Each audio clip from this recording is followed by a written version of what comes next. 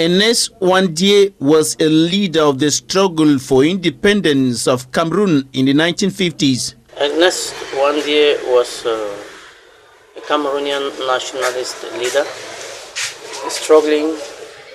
involved in the struggle for independence of Cameroon and the reunification of the two Cameroons during the French administration. His involvement in the struggle for Cameroon independence was within the framework of the UPC, which he was a member, a co-founder, and a member also.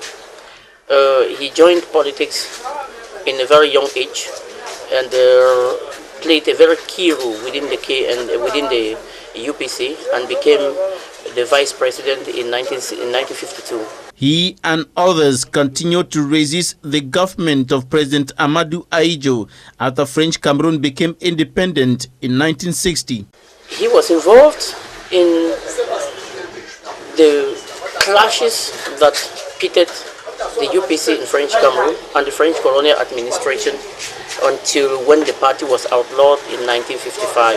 After 1955, he was a member of the UPC who went on the ground to actually make sure that French Cameroon is liberated from French rule and subsequently reunified with British Cameroons. After independence in 1960, he continued to fight against Ahidjo's government because he considered that he was a puppet to the French. He was captured in 1970, tried and condemned to death. His main aim within the UPC was to make sure that French Cameroon becomes free and an independent nation from French rule, because it was a United Nations trustship territory, which by the UN rules it had to be programmed towards independence. It had to be programmed towards independence, developed towards independence rather. Then secondly, he wanted reunification. Reunification in the sense where the two Cameroons that existed, the British and the French Cameroons,